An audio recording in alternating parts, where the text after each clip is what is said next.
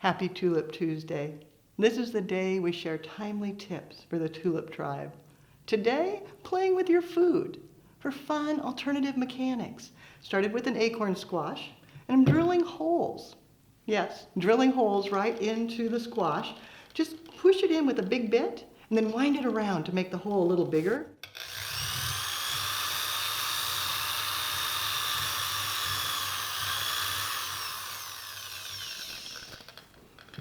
Wipe off the residue, and then, using just a water tube, slide it down in.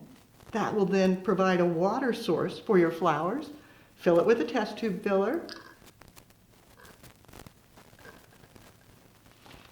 Then taking individual blooms, cutting them short, and popping them right in.